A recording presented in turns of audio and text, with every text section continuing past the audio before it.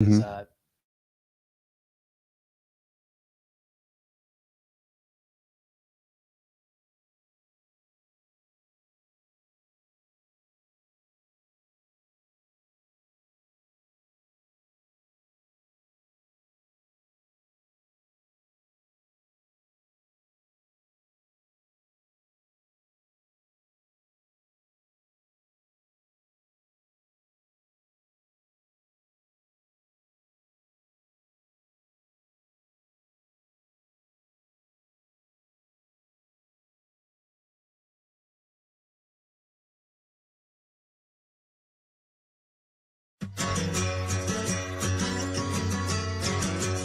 It's time for the Movin The Chains podcast.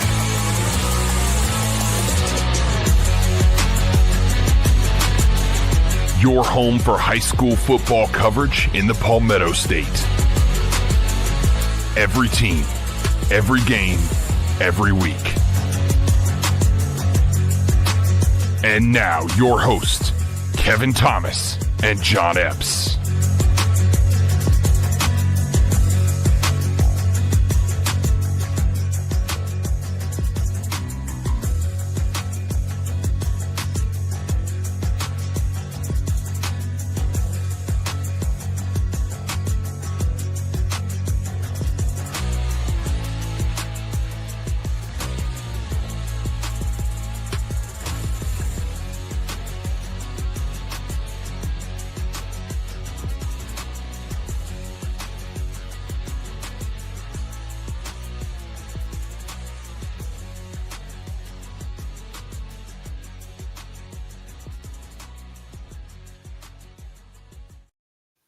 Welcome in to Movin The Chains, brought to you by Founders Federal Credit Union. I'm Kevin Thomas alongside John Epps. Jerel, Hendricks back on the board here for our upper and lower state championship preview show, John.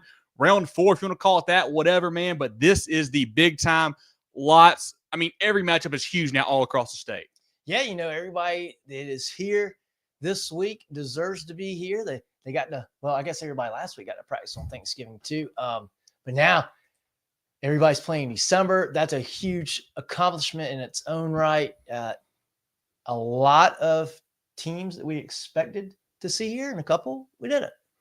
Yeah, we've got a loaded show for you. Of course, our CONA games of the week to start off with. We'll go through the whole slate, 5A down to 1A. We'll show our pick'em leaders at the end, shout out our teams of the week, player performers, all that great stuff as well. Be sure to follow us here on Facebook, on Twitter /X, Instagram, and more at Movin The Chains. That's MOVINCHAINS. Our website, movinchains.com, our podcast on Apple, Spotify, Google, and more. Each Tuesday, we do a preview show for that following week. Next week, we'll have our state title preview show on Tuesday. That'll be a lot of fun as well. We have our recap show that comes out on our podcast platforms, typically Sunday night, Monday morning. It has great info as well. And then we have coach interviews, player interviews, food reviews, all kinds of great content all across all of our platforms each and every day throughout the week. So definitely check us out on all those platforms. We had an issue a couple weeks ago with the stream, had to go over to YouTube. So hope you guys will follow us on there too, just in case we have any issues tonight for sure. But like Jerel says there on the screen, get your Movin The Chains merch, guys. Please. We've had a lot of comments lately about these people asking about it. And I apologize if I don't do a good enough job, posting it or not. But it's on our social pages. It's in our pinned tweets up there. It's in our pinned post. It's on our website as well. We've got gray and black toboggans there. Really good stuff for the warm weather or cold weather, I'd rather say there.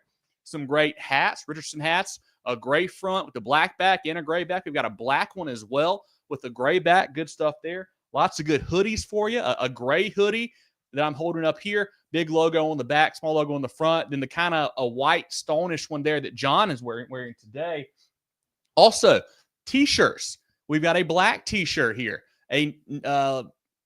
I'm not wearing it today, sorry. A gray T-shirt, a navy blue. That's a polo. That's right, a navy blue T-shirt and a pink T-shirt as well. Get those great Christmas presents. We had a couple orders last week for Christmas. We'll get these to you in time, I promise. As long as you order them now, I can get them to you. So definitely do that. You can email mtcgear.sc@gmail.com. You can message us on social media as well, whatever is easier for you. Love to have you repping us and helping us grow the brand and bringing it to more and more folks across the state. But, John, any other thoughts from you before we get to rocking here with our CONA games of the week? No, let's get into it. I'm sure there's a shout out I want to give, but we'll get to it when we get to their game. Perfect. Let's start. Our Carolina Orthopedic and Neurosurgical Associates games of the week, our CONA games of the week, 5 of the biggest ones across the state in the 1A ranks. That's Lewisville at 11-1, traveling to Hyatt Stadium to take on the 12-1 Abbeville Panthers. Is that right, John? 12-1 for Abbeville? Am I mistaken there? That's correct. Big for Leesville. That's right. 12-1 for the Panthers. Lewisville, big winners over HKT, 31-6 last week, averaging 37 on offense, 8 allowed per game on defense. Abbeville, a bit of a close one here against Lamar, 48-38, averaging 51 on offense, 16 on defense. The playmakers for the Lions, you got Zach Rogers at quarterback, Jordan Strong, Tay Robinson out wide with Ja House. Defensively, JB Buchanan, Elijah Baker. For Abbeville, quarterback DeMarcus Leach, 272 on the ground last week, 5 touchdowns. Lamar Jackson back there, it sounds like, folks. Carson Norman had 14 carries for 82 and a touchdown. Julius Haddon also had a touchdown for them. Defensively, Altavius Patterson, he's a force there. Defensively, Gage Evans as well. You know, John, we've had Abbeville high in the poll, number 1 in the poll all year long. Lewisville has been right there as well. Can the Lions go on the road and do what some folks would call the unthinkable? I think it's possible. I think it is possible. I think Abbeville is definitely the better team in this matchup. Their one loss is Batesburg Leesville. They nearly beat them. A team that was number 1 in the 2A poll almost all year long. Our poll, the media poll, and well-deserved. Abbeville is, I feel like there are 2, and I think they feel this way too. I feel like they're a 2A program playing at the 1A level. They're just loaded. They're good. They got a great home field atmosphere at Hyatt Stadium. I think they're going to be a little too much. They did trail at the half against Lamar. They were down, I believe it was 24-6, 24-8. They were down pretty handily there early on. It could have got out of hand, but they fought back, obviously, and won that football game. And I say that because Lewisville, I think, is better than Lamar. So if they stumble out of the gates and get down early, that could be, maybe they don't win the game against Lewisville if they do what they did last Friday. But I think they'll be ready to go. I think the defense will play a little bit better this week for Abbeville. And it's probably a great thing for Abbeville to have that on film and say, hey, here's some things that we got to work on, because they are going to have to play really well to beat Lewisville. But I think they will. I like Abbeville on this one. I think they roll on to Orangeburg. A couple stats I found doing some research here. Coach Nichols, Abbeville is 9-3 in upper state championships under him, 8-1 at home, where they're playing, of course, this week. This, of course, right here has no bearing on this week's game, but I thought I had to mention it. The last time these two teams played, 2019, Abbeville scored 85 points. So obviously no bearing on this week at all, but I just like 85 points. You got to mention that. I mean, how do you not mention that there? I think Lewisville has a real chance. Lamar threw 4 touchdown passes last week, had another back go over 100 yards. Like, I think their speed caused some issues for Abbeville, and I think Lewisville has some speed who can do that as well. And it seems like we talked about it earlier in the year, John. The Abbeville defense has some holes in there, it seems like. They give up a lot of points. Teams that they have played that are, let's say teams they have played that have a pulse have scored points on them. 96 has scored points on them. Batesburg Leesville scored points on them. Powdersville, of course, last week, Lamar as well. I think there can be some points scored on that Panther defense. So it may come down to how well they can step up. Another key, too, that we have to look for. Abbeville last week had 2 problems with punts. One of them was blocked and had a bad snap on another one. If you have a situation like that here, upper state title game, that could be the difference in the ball game. I mean, obviously, I feel like you're leaning here to Abbeville. Is that where you're going here? Is that kind of what you're thinking? Jerel, what do you like in this matchup? I mean, this is big time. This is big time. Yeah, man, I like both teams. Here we are, trying to play both sides of it, right? But no, I really like Abbeville. Really impressed with Lewisville, though. We saw them probably play their worst game of the year with that matchup against C.A. Johnson, and I feel like that kind of shaped our opinions of them. But since that point in the season, they have been playing lights out. Really excited what they've been able to do. I think Lewisville has a real opportunity to win this game. Abbeville just playing at home. I'm going to go with them in a tight scoreline, but that game last week against Lamar definitely raised some eyebrows. Make some good points about that defense. If they're not able to contain this Lewisville team, their defense might be better, so they have an advantage here. So I'm leaning slightly Abbeville just with their championship pedigree. They're playing at home, and they've been the number 1 team all year. Just so much talent there. but I would not be shocked if Lewisville wins this football game. You mentioned, Jerel, how they're playing so much better. Their last 6 games, 277-27. The Lions have been absolutely rolling, playing great football on that side. On both sides, really just absolutely clicking. Going to be a lot of fun. Like you said, we've had Abbeville #1 all year in our poll. Everybody has, it feels like, super high. Coach Nichols, 8-1 at home in upper state title games, 9-3 overall. Abbeville, DeMarcus Leach playing great football. I think this is the state championship right here. I think whoever wins this game wins the whole thing. And you know what? Give me the Lions. I think Lewisville goes on the road, gets the win. I'm going with the Lions. I think too much offense. I think they score a lot. I think Coach Usher's bunch wins this game. I like it. He teased it in our recap show on Sunday. So man of his word. I'm proud of you, Kev, for sticking through with that one. Got to. Jerel, I'm going to have you pop up some comments. John, if you want to read them, I'm going to do you do that. I'm going to do a quick plug-in for our video camera so we don't die. So you do that. John, you read the comments. I'll see. Let's go Lewisville from Dadrian there. Good to see you, Dadrian. It's going to be ice cold Friday. Yeah, 30-degree temps. I know I'm not looking forward to it. I'm probably going to go to Charlotte Saturday. Not looking forward to that either. It's going to be two cold days, but at least we got good football. Zach, hey, good evening to you too. Yeah, I know we're all going to be cold on Friday. I tell you what, the good football will warm you up. Kirtland Tony, thanks for tuning in from Oklahoma. I know you guys are cold out there. You're probably laughing at us about the shivering in the 40 degrees. Barnwell fans there. Here. And Kurt, huge win for the War Horses. Cam Austin, big game for Barnwell, big win last week. We'll talk about that game here in a little bit. Chris, appreciate you being in here. I think we're plugged up now, John. You should be good. Patrick, good to see you, man. Gaffney is rolling. They're playing great football. Zach, exactly right, man. The season has flown by. We even got an extra week this year, too, and I still feel like it's flown by there. Patrick said, as we stated, we are Catawba Ridge, John. Hey, I don't think there's any confusion there. I remember that. No doubt about that. Brandon says, great show, guys. Coming for Clinton Fairfield Central should be a great one. Yes, sir. Will be a lot of good there. Kevron, appreciate you for tuning in, my man. Listening from Cope. I love that. Travis, what's up, guys? Westside now, national 98. Very cool. I think they should be higher than that. I think they're a much better football team than that. Let's go Rams. Go Mountain View Prep, says Kevron. We'll get to that 3A matchup here in a bit. Justin sends up thought and prayers to senior running back Isaac Wigginton. Yep, for Wren, exactly. Yeah, definitely keep him in your prayers, guys. He's still fighting after that crazy accident a while back. The Wren community can certainly use it along with his friends and family. So definitely keep Isaac in thoughts and prayers. Gregory says North Augusta, South Florence will be packed on Friday. No doubt, Jackets Nest. And, hey, if you're going to that game, they got parking issues due to some construction. Get there early and make sure you get a good spot. MJ says Lamar didn't score off touchdown against Lewisville. That's right. Yeah, they shut down that Silver Fox offense that night.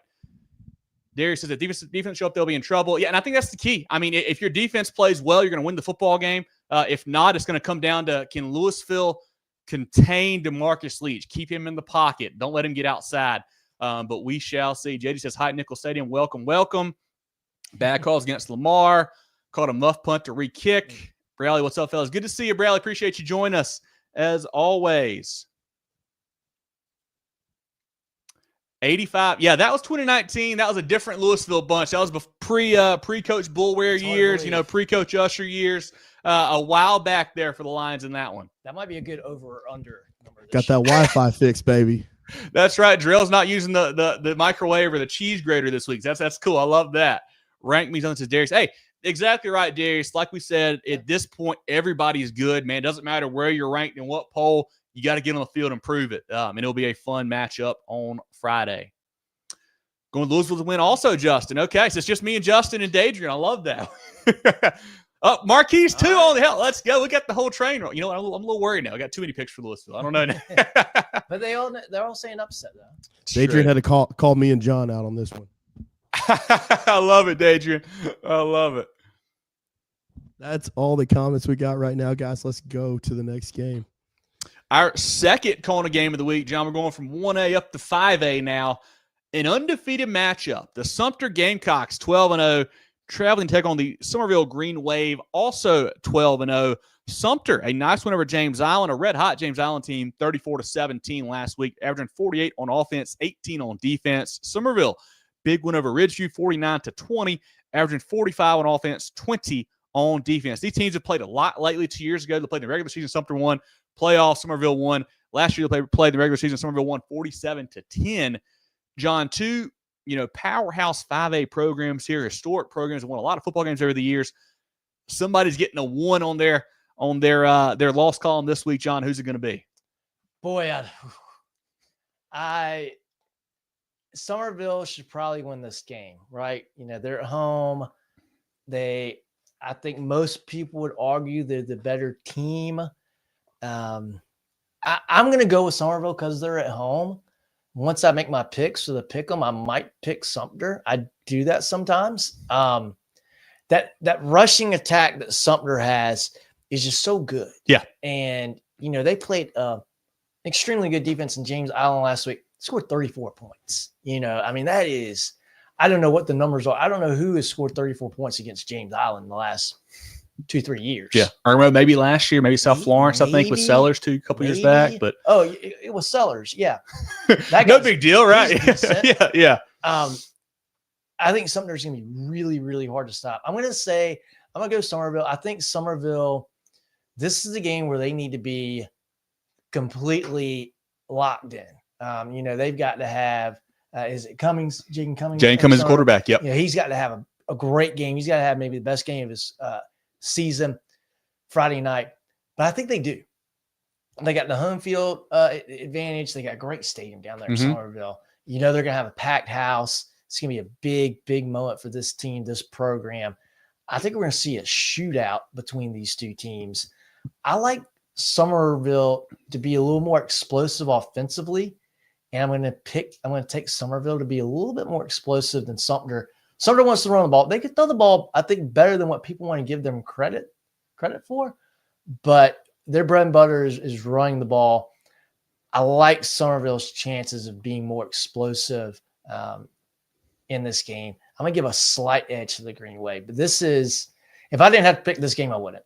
This is going to be a great one. Last week for the Green Wave, Jaden Cummings, 8 for 13, a touchdown pass, also a touchdown run. Running back Javen Williams, 18 for 167, 4 touchdowns. Jaden Kelly Murray, Jerel's favorite player, nicknamed the Landlord, John. You got to like that there. He went 6 catches for 63 and a touchdown there. As a team, they've rushed for 191 or more in 11 straight games. They're really getting it done on the ground there. Defensively, Jaden Weary and Yasir Smith, Ryan White, Tyree Patton, Jaquez Walker also had a pick 6 last week for the Green Wave. On the Sumter side, quarterback Franklin Richardson didn't really throw the ball much last week. Got it done on the ground, though. 15 carries for 176 and a touchdown. Running back John Peoples, 17 for 108, 3 TDs. Cam Fortune, also a weapon out of the backfield for them. Defensively is where they get it done. You always see about Sumter with a strong defense. They've got it again this year. Jeremiah Burson, 18 tackles, half tackle for loss, 4 fumble, and a pick 6. Ty Aries Durant, 9 tackles, half a sack, and a TFL.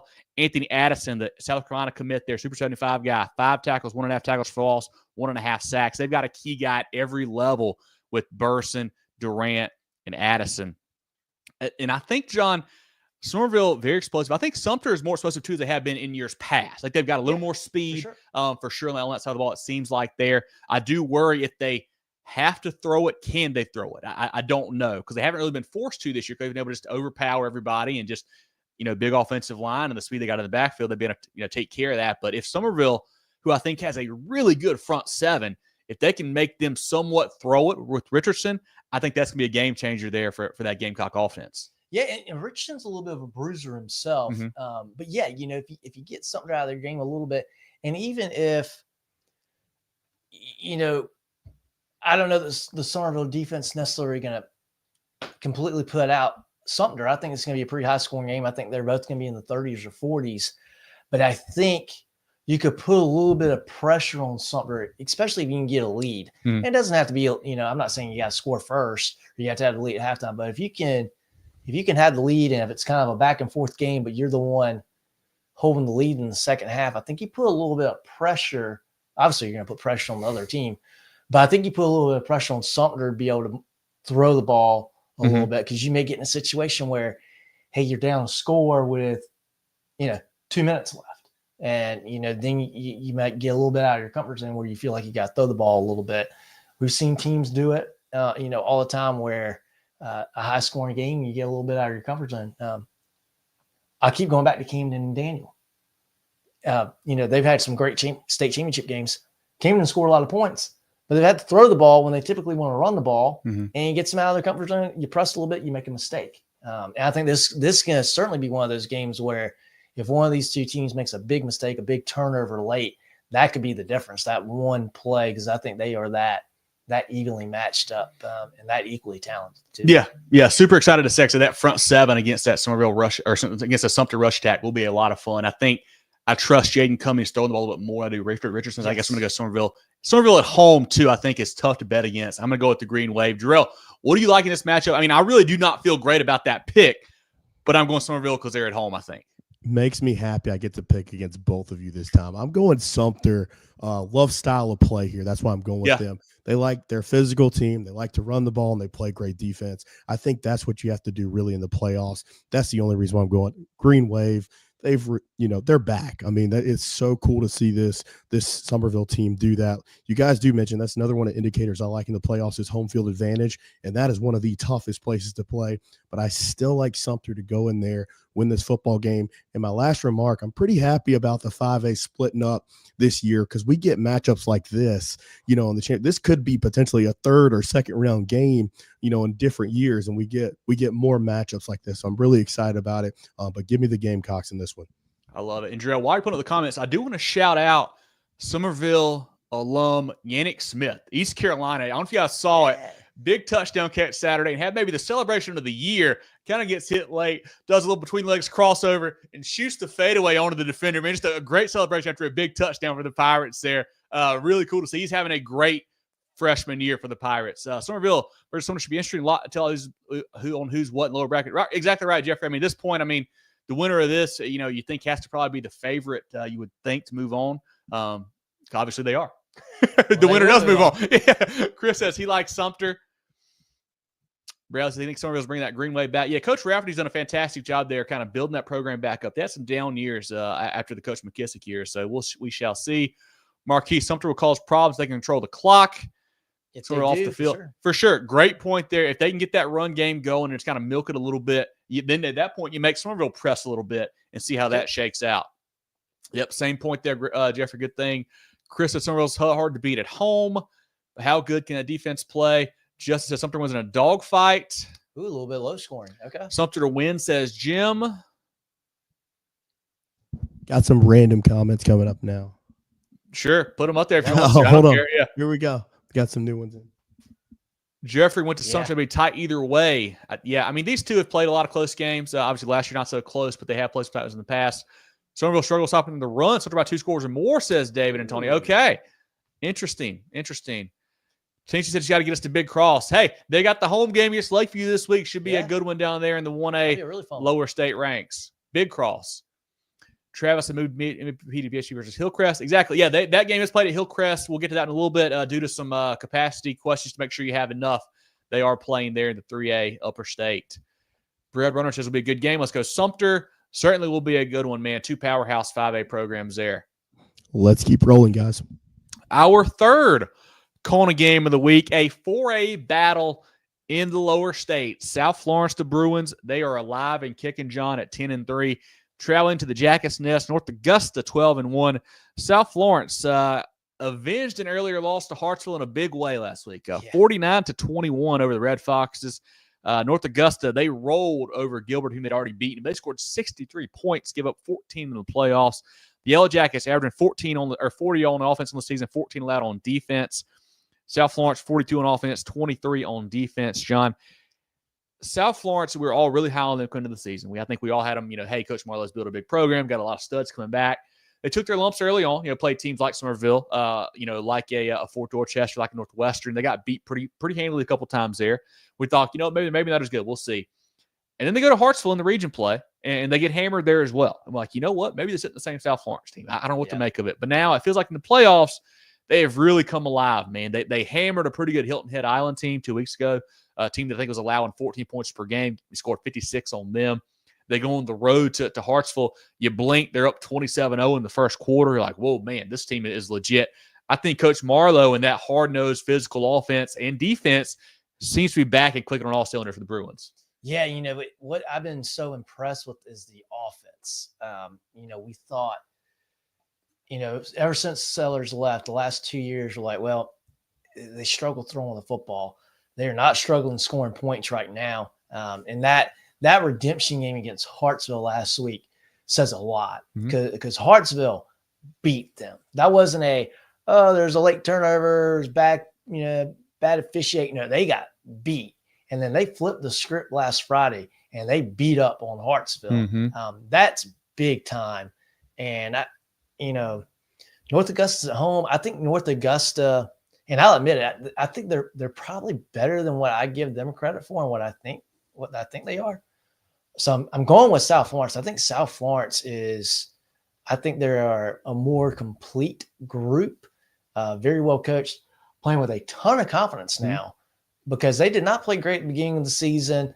Like you said, they had a tough schedule, but they have completely bounced back. They know how to get to the state championship weekend of champions, I should say. I think they go on the road, and I think they win Friday. I think they are playing extremely high level of football, and this is one of those cases where, for North Augusta, hey, it stinks, but you're running to one of the hottest teams in the state right now, and that's the way the playoffs work. When you come to the lower state, upper state championships, you're going to have that. I think the Bruins pull it out.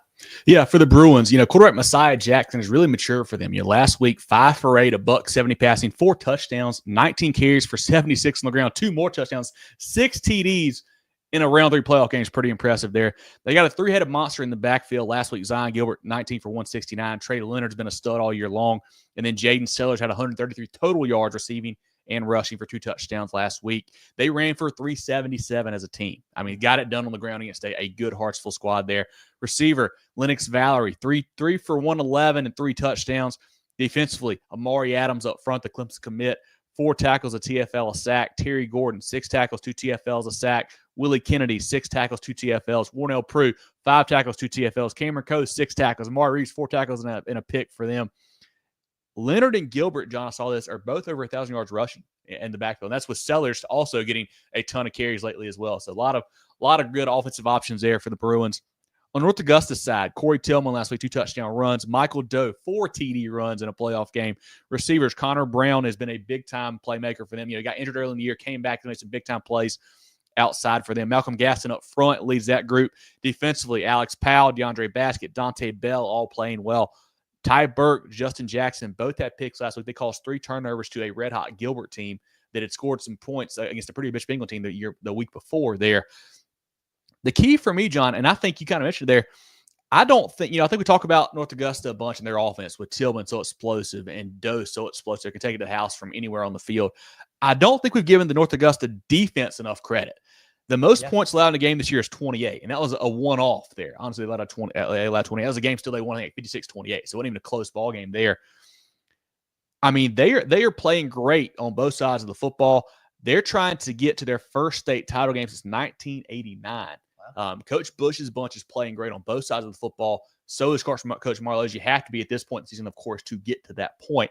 And I think this could be a low-scoring game. I think 2 teams that are physical, play good defense. It may come down to who can make the more explosive play. Is it a Jaden Sellers big touchdown play? Is it a Mike Doe run? Is it a Corey Tillman run? Where does it go there? I'm going to go North Augusta at home. One more explosive play. I think they win this football game at the Jackets' Nest. I love that. I think, and I'm still sticking with South Florence, I think they might make a big-time explosive play on the defensive side. Certainly could. Hey, they've been known to do that. I think it was it maybe last year they had the long streak of having some kind of defensive score. I think like 7 or 8, maybe 9 or 10 games in a row. So they certainly had to turn it over and turn it into points for Coach Marlowe's bunch there too. Should be a fantastic football game. I think both these teams are really, really good. Jerel, who do you like in this lower state 4A matchup? Give me South Florence in this one, and I've been going back and forth with it. South Florence, I think it just depends on what defense shows up. Is it the defense that they played last week, or is the defense they played against Hartsville when they got absolutely blitzed when Demarion Coe got loose? Because Doe and Tillman can do that to them. So it just depends on how that front holds up, how that defense goes. I like South Florence in a close one, and it's tough because North Augusta has played probably as good of football as anybody down the stretch. Obviously we saw that big game that they had against Gray to kind of seal it up and seal their, home seeding throughout the playoffs. So that's no slight to them. I think these are two fantastic football teams. But just give me the Bruins. And Messiah Jackson, I saw some pictures of him. It's cool. He rocks the goggles just like Lenoris did in high school. So nice. Got to give him an edge there. Maybe Lenoris passed him down when he left.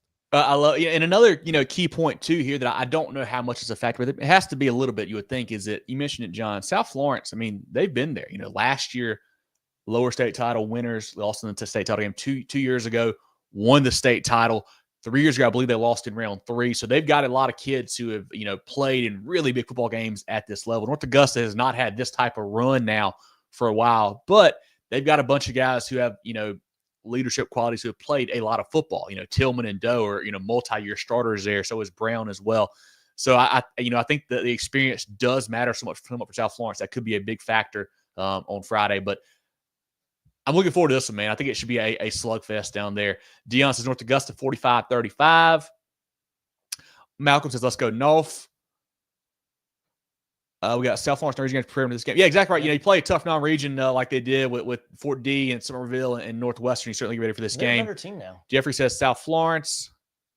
Chris says North Augusta in a close one. Pull North Augusta win for a homegrown, says Nathan. Justin says once Sellers gets to step in front of you, he's going at 4.3 speed. Yeah, the South Carolina commit Jaden Sellers there is really quick, especially with the ball in his hands. Marquis, South Florence been in, North Augusta hasn't. Yeah, like I said there, that could be a big factor for sure. Jim says close, but South Florence. South Florence by 13, says Curtis. Malcolm says didn't have our D-line versus Gray. Okay. Yeah, that's right. You guys were pretty injured up, banged up in that game, still pulled out a nice victory there. Played well defensively, too. They did. Chris, it's good to see you, man. Appreciate you joining us as always. That's all we have on this one, guys. Let's go to the next one. Awesome. Our fourth CONA game of the week, a big one no matter what season, no matter what round, no matter what time of the year it is, John. And that's Gaffney at 10-1, traveling to District 3 Stadium to take on Northwestern, the undefeated Trojans at 12-0. Gaffney, a big win, 21-7 over TL Hanna last week, got off to a 21-0 lead in that ball game, averaging 31 points per game on offense, 15 allowed on defense. Northwestern, they do what they do, John. They rolled 35-6 over Greenwood, averaging 50 points per game on offense, 14 allowed on defense. These teams have played a lot recently. Last year, Northwestern got the better of them 49-24. And then back in 22, Gaffney won that football game. Then back in 21, a playoff matchup over at D3. Gaffney won 16-13 in OT in that state title season there for the Indians. John, who do you like in this one? I feel like we talked about Gaffney a lot this year because they've played a lot of big games, and they've played in some close games. They've won some of them. They've lost one of them as well. Northwestern, I feel like we know how good they've been. We have not talked much about them lately because they've just been blowing everybody out. Who do you like, Indians, Trojans here? Yeah, I can't go against Northwestern. I think we expect them to win the state championship last year, and they got tripped up by Greenville. We were completely surprised by that, blown away. This is a Northwestern team that's probably not quite as good as that team last year, but that this coaching staff has been hammering to these kids, and they've probably been hammering it to each other too. Hey, we're not going to let that happen again. We're not going to get beat, before we get to the state, get the weekend of champions again. I expect they will be very, very focused in, and you've seen it all year. They have been locked in every single game, which is so tough for any football team at any level to play at a high level every single week. And it seems like Northwestern has done it every single week. They got Finley Pointe, where they got a senior quarterback back there that's played a lot of football, a lot of big time football for them. Cameron Vance on the outside, a threat for them as well. I like Northwestern win this game. And I think, again, we don't talk a ton about Northwestern, right? Their defense is very tough. Impressive.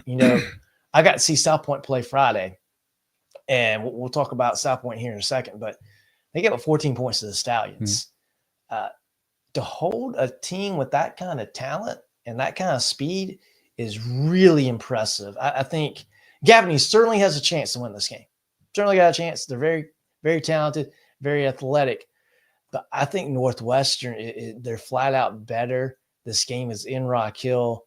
I like the Trojans to win this.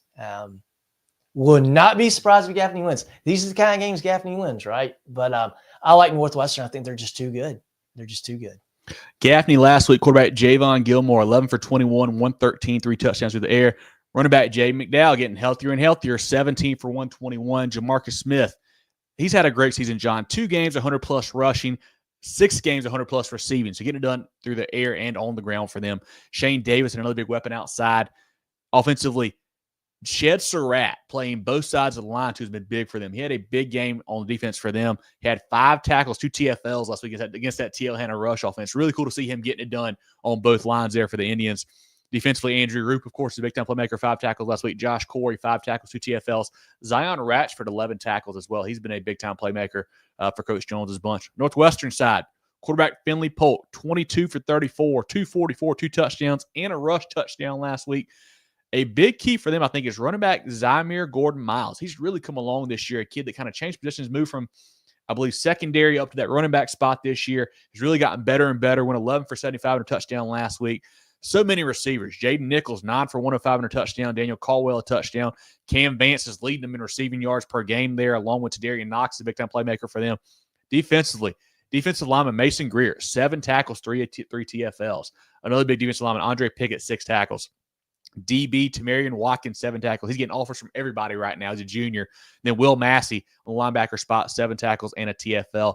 You mentioned their defense, John. They forced 23 turnovers this season. That's not a ton, but that's a pretty daggum good number there, almost 2 per game. They've got 2 blocked punts, 5 blocked field goals. Wow. We talk about them not playing close games. They've won 9 games by 29 points or more. 29 points. That's 5 scores, John. Or I guess 4 scores there, John. Out of their last 8 games, the closest is 34 points. I mean, that's why I hadn't talked about it, because it's been rolling everybody. Out of their last 8 games? Closest game to 34 points. Okay. So yeah. Outside of they had 2 close they had 2 close games. Their second closest game was that 2014 win. After that, point. Yeah. 34 more every week. And I think the key in this game for me is Gaffney.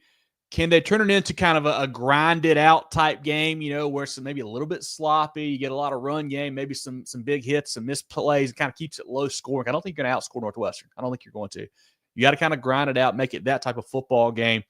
And maybe a big special teams play or return from Jamarcus Smith, something like that, maybe get you going. I don't know. I just feel like Northwestern is just too talented. And I think you mentioned it, John, that the way they lost last year to Greenville, I think they've really got that in the back of their minds. They're going to make sure that does not happen again. I think this team is on a mission right now. They are on a mission to get to that state title game in Orangeburg. I think they win this football game over the Indians. Yeah, I do too. And I just Gaffney's got to get turnovers. They got to get turnovers. They got to block a punt, take something back on special teams. We've seen Gaffney do this. We've seen him do it in the playoffs. I think was it a Gaffney Northwestern game we were listening to on the radio coming back from? 16-13, 2021. Beam in overtime game. Yeah. Where from what we could tell, from what we listened that season, it seemed like Northwestern probably should have won the game. Gaffney wins. So anything can happen in this game. Gaffney Northwestern, you don't get 2 bigger brands than this. It's gonna be an awesome, awesome game. I will say this is the time though. If you're a Power 4 quarterback like Javon Gilmore, you're an Arkansas commit, this is your time to shine. Step up, make plays, lead your team to a big win. I mean, because this is when you got to do it. We know on the other side, Northwestern, Finley Polk, a 3-year starter now, a Gardner Webb commit, is going to sign tomorrow. He gets it done each and every week. He's going to put up big numbers. He's going to do his job. Can Gilmore match him? We'll see. I think Northwestern wins this game. Don't be like a former Northwestern quarterback that I saw at Nixon Field in a big game. Guy that played in the NFL. Still playing in the NFL. Goes out of bounds to avoid a hit a yard short of the marker on 4th down. Guess who won that game? Not Northwestern. Don't be that guy in an upper state championship game. Jerel, talk to us. Who do you got here, man? I know you like picking against us, but I think it's going to be hard for you this week to do it, I feel like. I didn't see John, taking shots at Mason Rudolph in this breakdown, but here we are, right? What are you doing? Here we are. Yeah, no, I'm with you guys on this one. I think Northwestern wins the game. If this was at the reservation, I'd pick Gaffney. All bets are off. Yeah, exactly.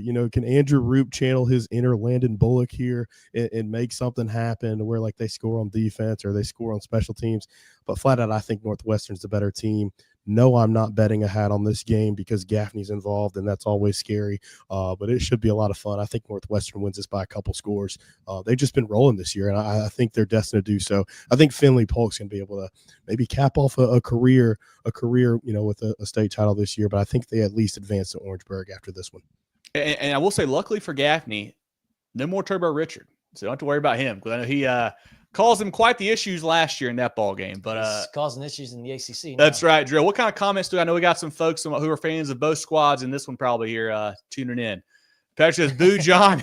I'll take it. I understand. Do you ever say taking Northwestern feels like their time? It kind of does. 2 years ago they lose to that Lenore Sellers bunch there down in Orangeburg. Last year they get upset by Greenville. I think it was round 3 that would have been. Yeah, it was yep. It does feel like this group has played a lot of football together. They played a lot of winning football. Might be their time. Chris and Justin both going Northwestern there.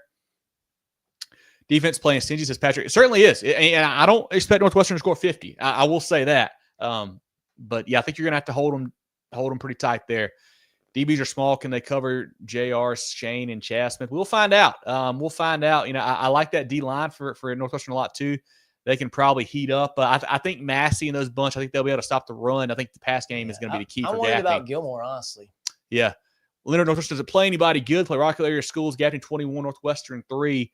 They beat South Point. They beat was it Providence State start season 2? It's pretty damn good. Huff, excuse me. First beat those boys. Beat South Florence. We just talked about still playing as well. Nobody wants to play South Point.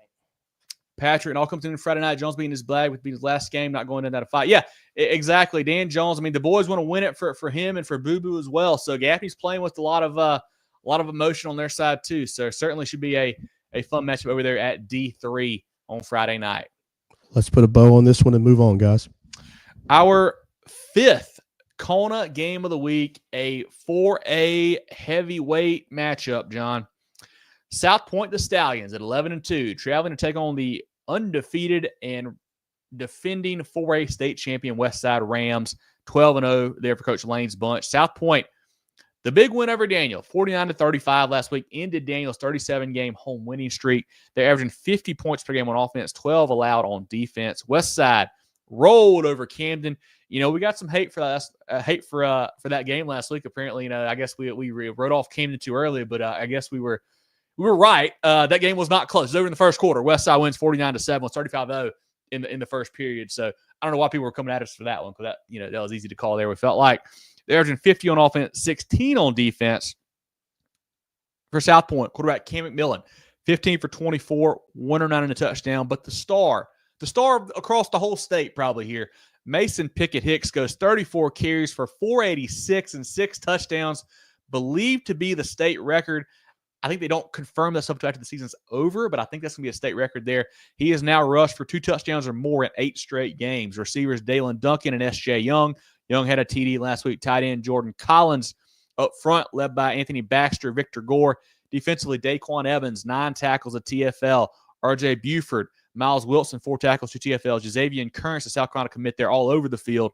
Akeel Brown, North-South guy, had 11 tackles, 7 sacks, 21 now on the season for Akeel. He's had a huge season for Coach Collins there. Seth Tillman also had 2.5 sacks there. And KJ Berg, 15 tackles and a TFL.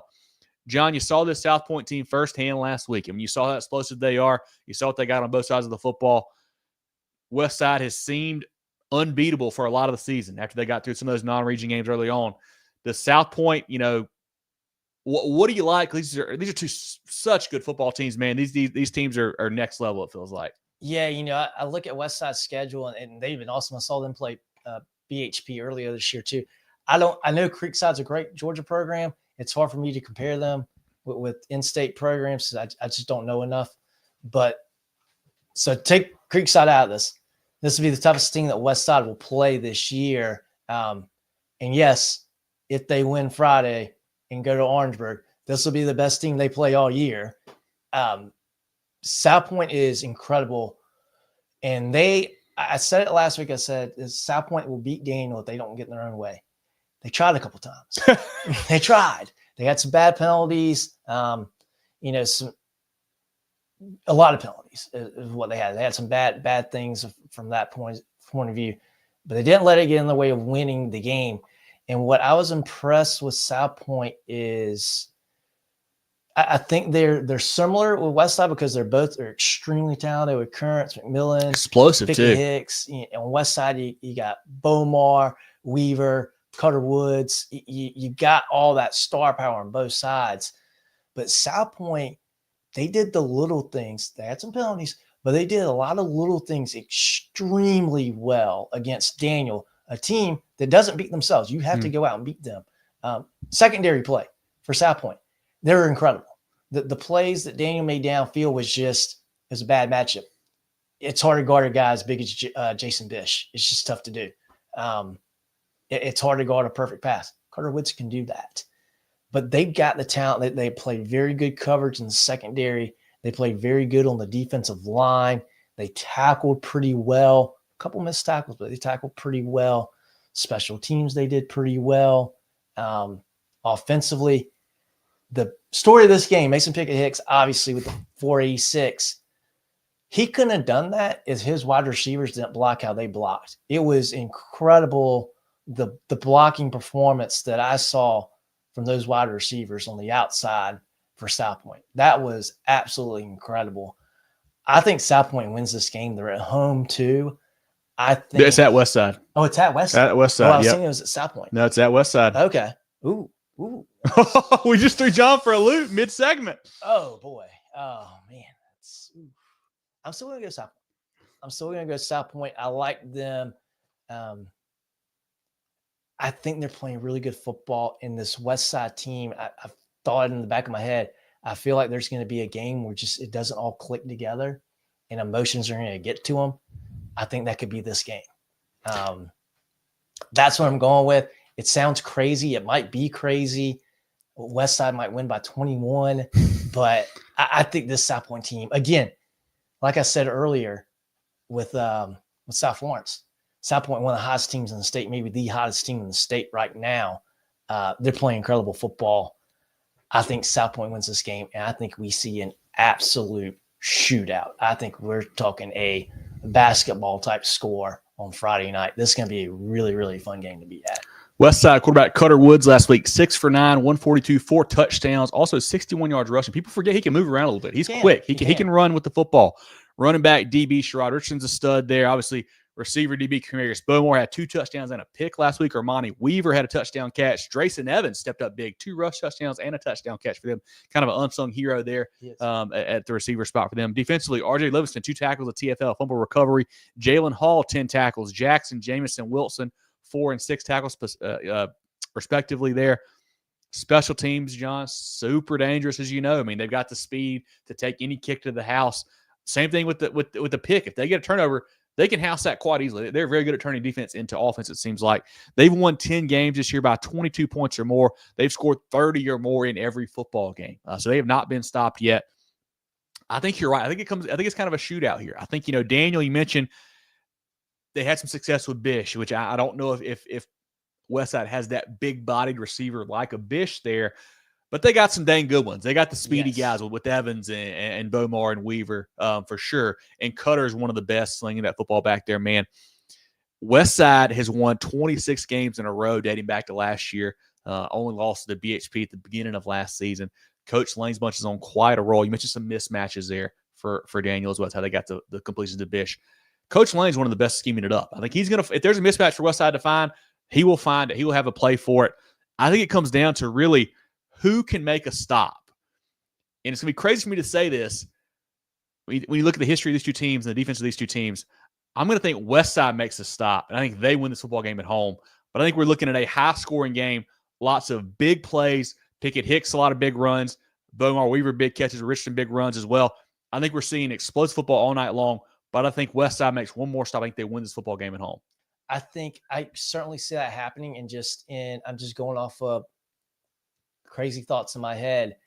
I think we'll look back at this game and go, man, Westside's probably the better team. Westside should have won this game. I think they make a mistake. I think they make an error that cost them this game. I think South Pointe, typically it's South Pointe that's usually the better team, the more athletic group.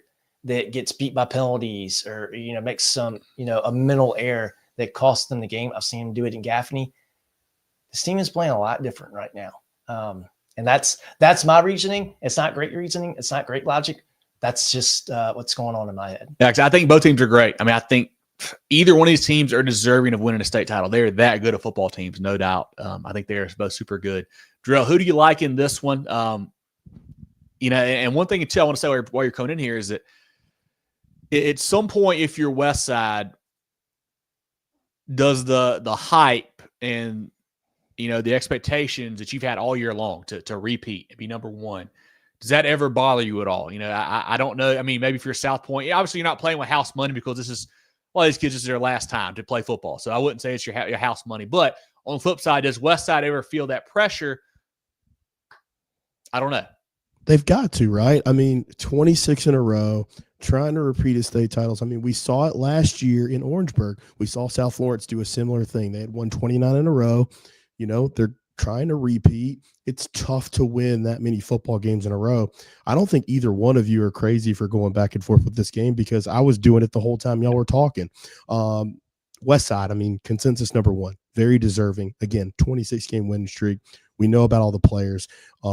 South Pointe, man, it's just tough because we saw them play probably their best half of football, and that just keeps going back in my brain. I know John saw that performance last week by Pickett Hicks. I mean, state record. That defense is really good. I mean, I'm going back and forth on this one, but I'm going to make a decision. Give me South Pointe in this one. And this is dumb because I told myself going into it I was not going to pick against Westside this entire season, but I got to. So just give me South Pointe. I think they're a little bit better. I think they pull off I think it's an upset. I think they upset and win this football game. Wow. And I think this might be, again, taking Creekside out of this might be the first game this season where Westside's opponent isn't coming in the game going, ooh, it's Westside. I think South Pointe might be the only team coming into the game this year going, well, we don't care. We're better than you. I think that's the thought process behind the locker room for the Stallions. And, hey, when you play in York County, you're a Rock Hill school, you have that mentality.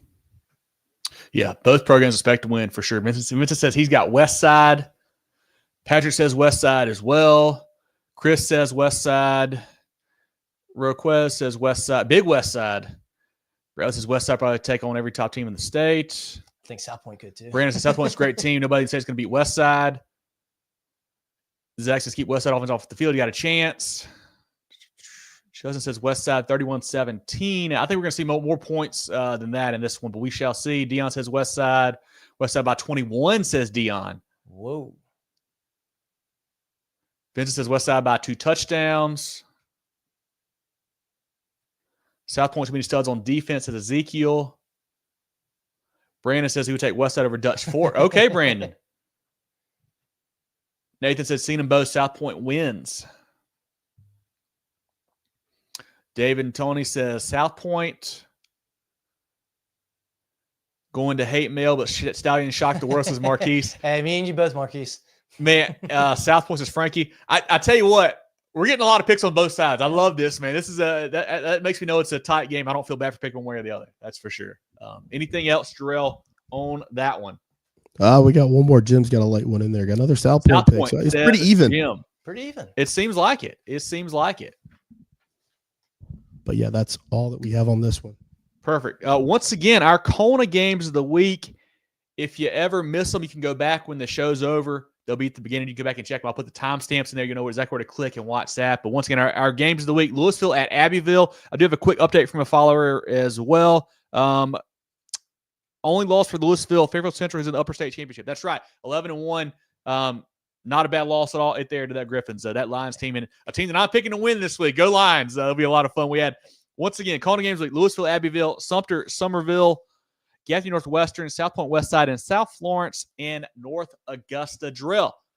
Shout out to friends of the program before we go through the rest of the statewide slate. A single moment can ignite a passion. With every play, a spirit of teamwork is forged, and determination evolves into success. Life is the ultimate team sport, and a trusted teammate makes all the difference. Our team at Founders Federal Credit Union works hard every day to offer the financial tools you need, backed by unrivaled member service. Relax, you're with Founders. The George Agency has been serving the insurance needs of South Carolina for over 40 years. They're a full-line insurance agency concentrated in employee benefits and health insurance with an office in Mullins and Murrells Inlet, but they can help you all across the state. They have clients in Greer, Rock Hill, Columbia, and more, so wherever you are, they can help. Give Bradley, Wayne, Richard, and the crew a call or check them out online at thegeorgeagency.net. That's thegeorgeagency.net. John, let's start with the 5A Division I, go through that bracket, what's left of it, and then we'll move our way down from there. Yeah, so we're going to talk about the upper state side. We talked about the Summerville-Sumter game is the lower state matchup. Upper state championship game is Dutch Fork hosting Spartanburg. A rematch of week one, with Dutch Fork winning 24-7. You know, Spartanburg, they played great lately. You know, quarterback Trey Burker's come on. Trenton Lynch had 193, 2 touchdowns last week for them. Justin Rice, 2 TDs. We know what they can do on defense with Cam Rich Smith and Peyton Jones at linebacker there.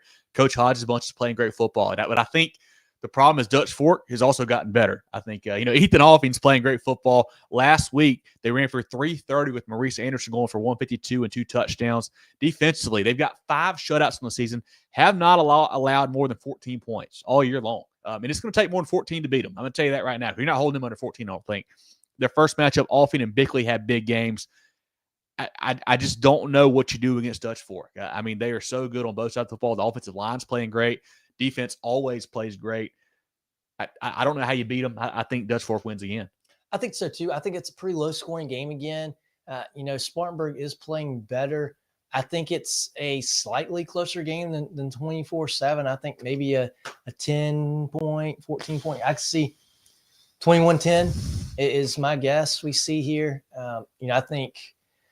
I just don't think, and it's nothing against Spartanburg, just that Dutch Fork defense is so doggone good. I don't see Spartanburg scoring. Again, like you said, I don't see Spartanburg scoring 21 points. And I don't know that Spartanburg can hold them to less than 21.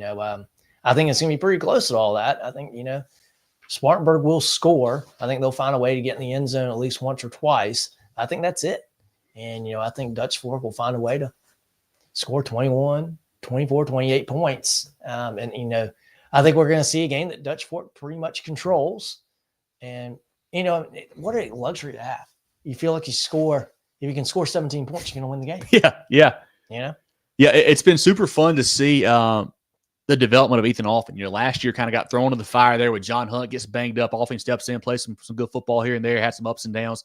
This year has really progressed and had a lot of big games. Threw for 400 plus in one game, I believe it was. And we've seen him do it through the air and on the ground. Has been a big-time player for Coach Knotts there. With some good weapons out wide, too, with KJ Smith and Boykin Bickley and Anderson out of the backfield as well. Defensively, Josh Smith, the Carolina commit, Elgin Sessions, the DB commit to Georgia Tech. I mean, Raleigh Salters as well. So many playmakers there for Coach Braswell's bunch on that side of the football. I just don't know if you're Spartanburg, how you score enough points to win this game. I think their defense is solid at Spartanburg. I really do. Very good. But I don't know if you can match what Dutch Fork can do. Yeah, I just that defense is so good. And it's so good at every level. Jerel, comments from you on the 5A Division I slate or from the chat? I mean, when it comes to me, Dutch Fork, this game here, I mean, you're not going to have Tom Knotts talking to his team about me picking against him. I think Dutch Fork it's a better team. I mean, it is what it is. I think Spartanburg's having a great season, evidenced by how far they've advanced, but we know the guys by now. I mean, Dutch Fork's just too good. Defense too good. The offense has really started humming in the second half of the year throughout the playoffs. Ethan Offin growing up before our eyes. Maurice Anderson's been just smashing people all year. I mean, it is what it is. Dutch Fork advancing to Orangeburg. Yeah, and the offensive line's great. The center's a 9th grader. Yeah. You have to deal with him for 3 more years. Jim said Dutch Fork D is strong. Dutch Fork to win. Zach says, screw it, he's going against the Knotts team. Okay, Zach going with the upset there. Hey, they did it last year. I love it, Zach. Zach doesn't believe that. He just wanted to type it out. Anything else? Dutch Fork by 60, says Chris. 60? Whew. I think Coach Knotts will probably call it the dog before that point, probably. But maybe I don't know how Hodge is going to let that happen. But I think that's all we got here. Well, let's look down at 5A Division II. The other matchup there, John, that we have not talked about yet. We talked about the upper state game, Northwestern Gaffney. The lower state game will be Irmo White Knoll. White Knoll has played really, really well here in the playoffs. I think a little bit of an easier road, but last week they played a really good Berkeley team. I thought Berkeley would win that game. White Knoll just smothered, beat them 23-3. Really impressive defensive performance for the Timberwolves. I think. And did they play? They did play this year. They did. They did. Irmo won 35-21. I think it's. I don't know if it's going to be that close. I think the Irmo defense is better. Will play better than that. And there's just too much. There's too much talent on that offensive side of the ball for Irmo with AJ Brand, Donovan Murph. They're a very explosive group. They play good defense. They play really good defense too. I like Irmo. They're the better team in this matchup. And if this game goes the way that it should go and nothing wild, crazy happens, Irmo should win this game. I think they win this game by 10. Hey, this is the playoffs, Sean. Wild and crazy things happen. That is true. In the first matchup, AJ Brand had 300-plus yards, 3 touchdowns. Last week, though, John, 7 touchdowns. Crossed 11,000 career yards. Great career, great season, great game for AJ Brand. Running back Amir White, receiver Donovan Murph, Malik Miller, defensively led by Jaden Bryant. He's a force up front. They are playing well on both sides of the football. As I've said many times, you got to be at this point in the season to be this far. Love what Coach Brand is doing there with the Yellow Jackets. White Knoll, though, red hot, man. Quarterback Landon Sharp, he's back. He's healthy. Last week, 200 yards passing, 80 yards rushing, 2 touchdowns. Running back Tyon Fanning, the Geronimo's, Caleb and Devin are playmakers out wide. I think the key for them, John, is that defense has really stepped up. Held a good Berkeley team on the road to 3 points there. I think he held Myrtle Beach to, in the low teens, I believe, the week before. They're getting it done there. And Jerel made me do this, because a lot of times we got some hate. We got some hate for White Knoll, the Barstool White Knoll last week, because I think you may have picked Berkeley. They gave us a hard time. But hey, we shouted out our White Knoll as a potential sleeper team, Jerel. Roll the tape from our Lugoff Elgin intrigues me too. White Knoll has been, they lost to Sumter early on, that big comeback. Outside they lost a lot of close games. They've got the experience of making a deep run last year all the way to the state title game.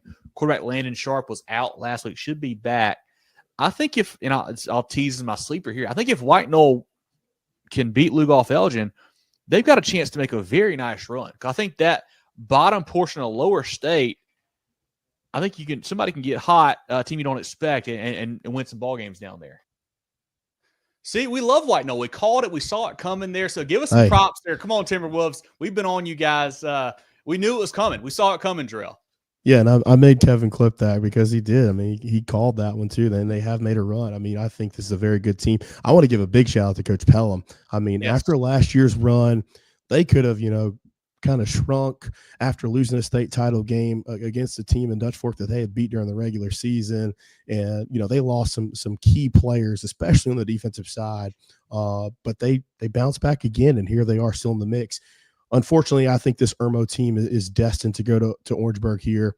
We heard Coach Brand after his game this past week talking about AJ, and of course, 7 touchdowns. He thinks he's the best player in the state, and it's hard to argue that he's not one of the best out there. So give me Irmo in this one. I think they win it by a couple scores, but that's a hell of a run by White Knoll. Yeah, great quarterback matchup.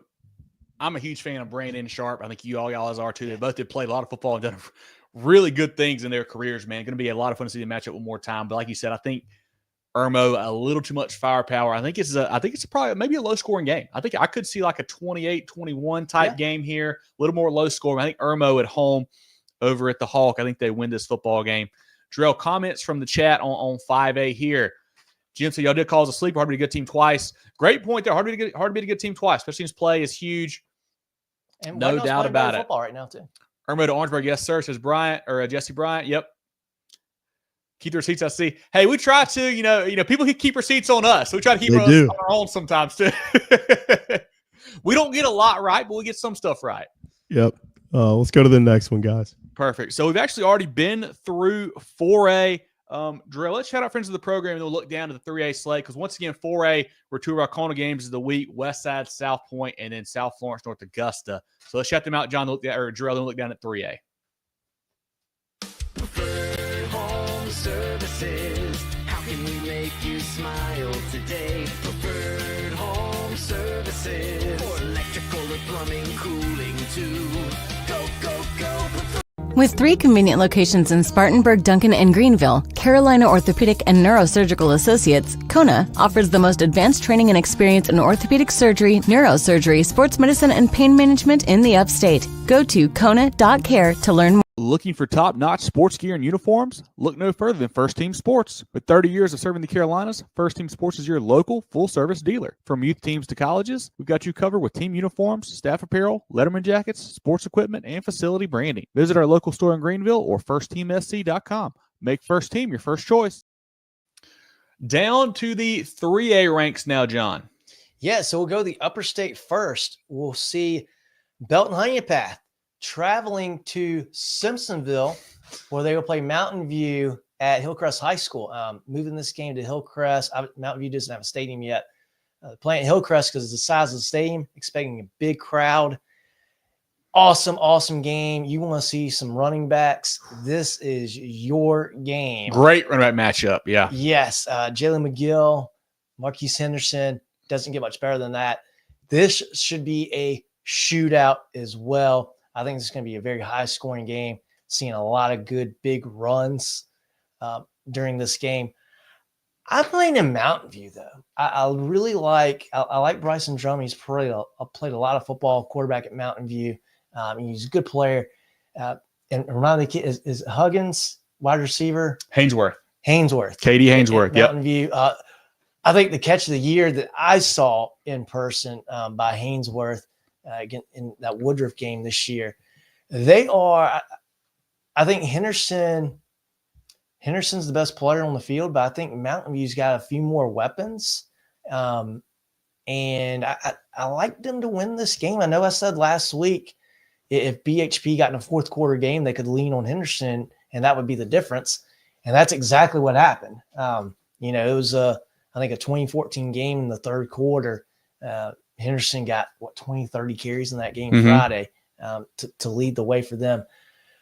The Mountain View defense does scare me. It does scare me. I don't know if they're going to be able to stop BHP much, if any, but I don't know that BHP is going to be able to stop Mountain View either. I think this is going to be if you win the coin toss, take the football.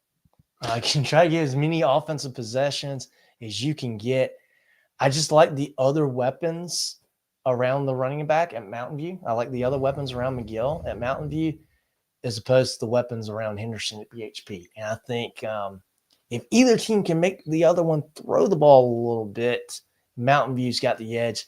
Whether it comes to that or not, I don't know. We might see McGill and Henderson both get 35 carries in this one. Yeah, we saw BHP firsthand last week as they beat Powdersville. Had a solid game from Marquez Henderson. Not a huge game. Had a $144, a touchdown run, and a pick six. Never really had a big, breaking run. It didn't feel like. Still had a solid game there. The defense really led the way for them. Justin Lathan set a school record with 5 sacks. He also had a touchdown rush in that game. Ty Kelly had some a big play, had a pick, and also a forced fumble there. Tajay Watson had a nice game on offense. Great matchup, like you mentioned there. And MVP, that game last week against Crescent was closer than I thought it was going to be. Crescent, 30-14, hung around for a while there. Everybody knows Bryson Drummond, the quarterback, the former Greenville stud there. Jalen McGill had 31 carries for $177, 3 touchdowns. Katie Haynesworth out wide, like you mentioned, is a stud. This game for me, I think the key, there's 2 keys I've got actually, is one, Belton-Honea Pass offensive line is pretty big. Does MVP have the size up front to match up with that? That worries me a little bit on the defensive side there. And then I think the key for MVP, we know McGill is going to get his, but can Bryson Drummond make enough plays to win the football game? I think that's the key for that Stars offense there. Going to be a fantastic football game. And I want to say this too, and I think we've kind of glossed over it a good bit, John. And in MVP, we talk about him a good bit. They've had a great season, haven't lost a football game yet. What head coach Gray Ramsey has done there, and you're one of this program, bringing these kids from all different schools together and getting them to, play together and get to this point is super impressive, man. I mean, this is it wasn't like schools merging where some of the kids had played together a lot or whatnot. These kids are from all across the upstate, and they have not played together until this year. And getting them to, a bunch of different cultures and types of kids together and getting them to play as one has been really impressive for the Stars, man. I think it's going to be a great football game.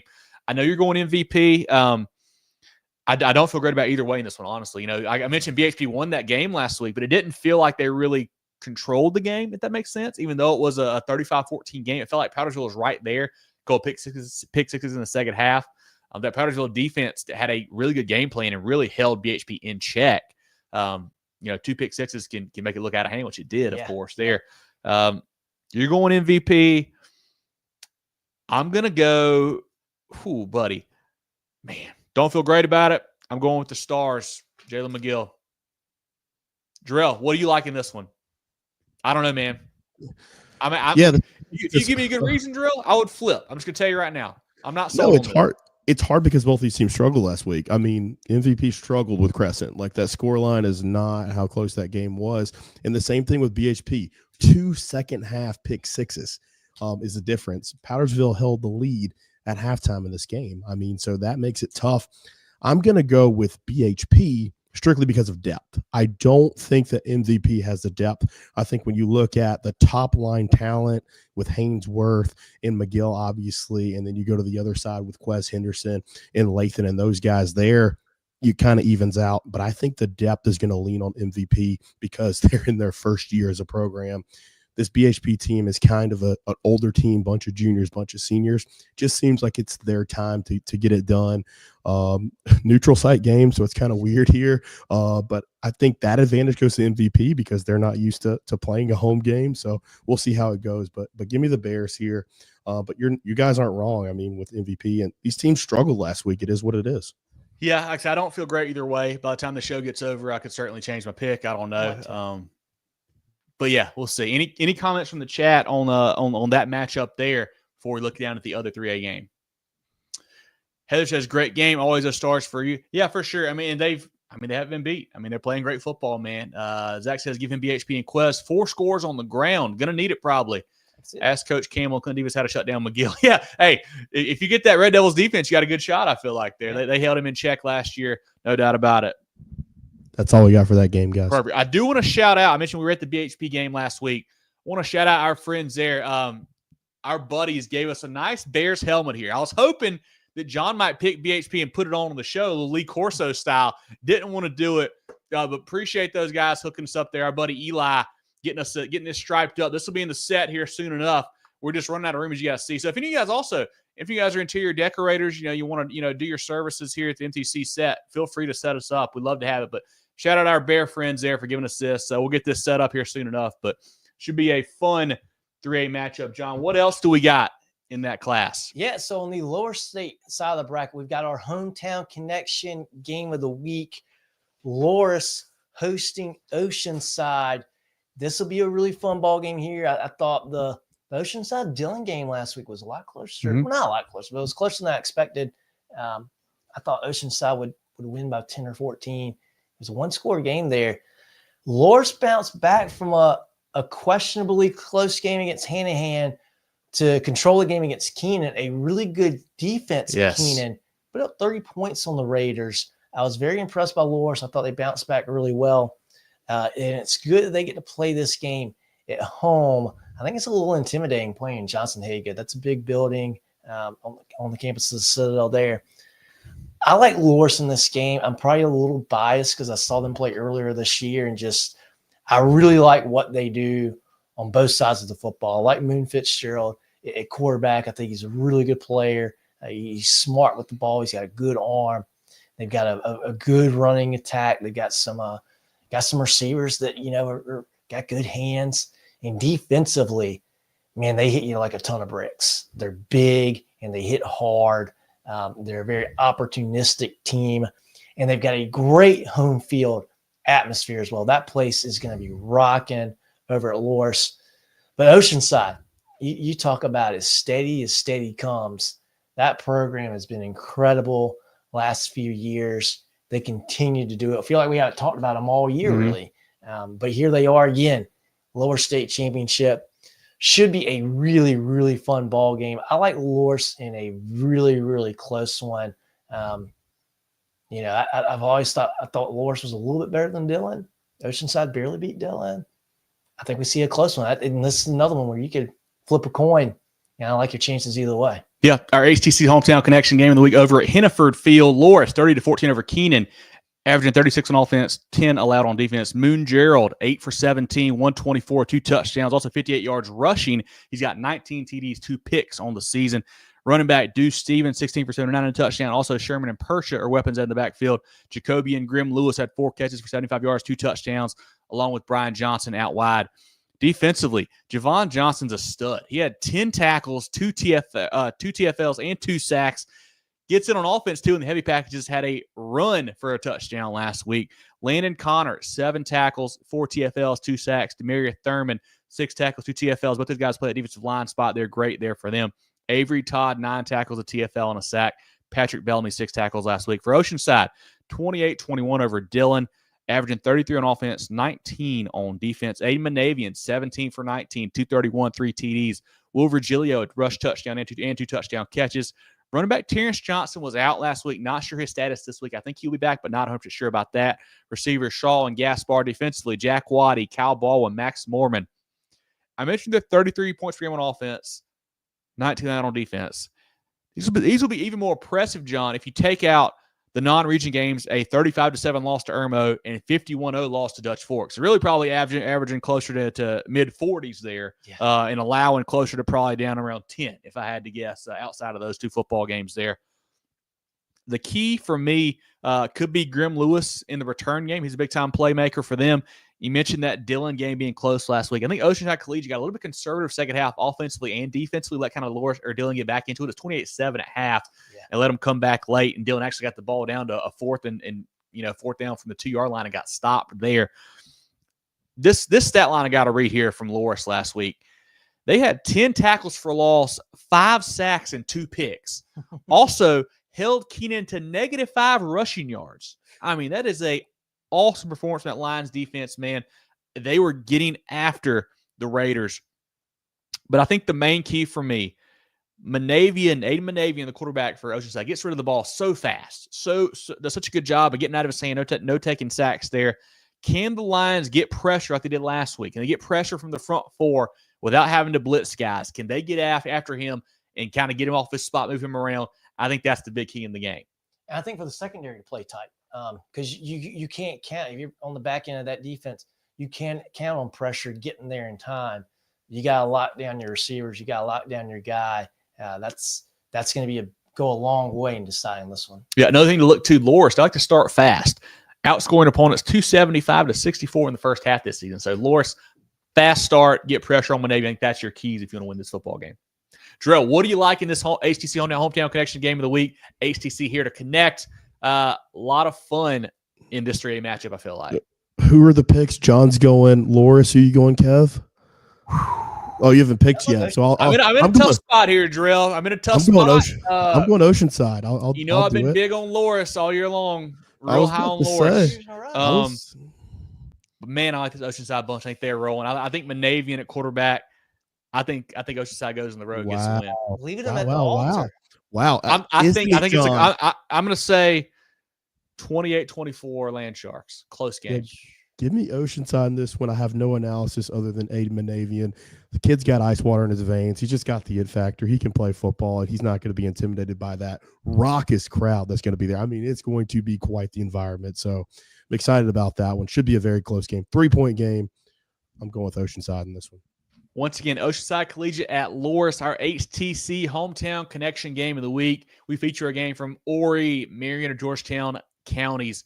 HTC here to connect. If you're in that area, certainly check them out and utilize their service. Any comments, Jerel, John, anybody actually, on 3A from the chat before you look down at the 2A ranks? Loris by 7, says Justin. I think it's a one-score game. I think it's a one-score game. I think that's all we got on this one. Perfect. Let's look down at 2A. Now, John, we got actually both 2A games to talk about, so we'll get to both of those. Yeah, so we'll start in the upper state. Boy, oh boy. 2 teams that have had great seasons. Clinton hosting Fairfield Central. Batesburg, Leesville. A lot of us thought they would be here. They're not here because the Red Devils smoked them last week. I think the Red Devils continue with the hot hand. I picked Clinton to win. Did not think they were going to win 31-14. That was really, really impressive. Fairfield Central, a really good team. I don't know if they're as good as Batesburg or Leesville. They're good. And I think we will see. I don't think we see another 31-14 display. I think this will be a one score, maybe a 10-point game max. But I like Clinton. I think they got everything rolling. They got momentum high on their side. Home field too. We know Zach and all those guys are going to be out there getting rowdy, getting behind the team.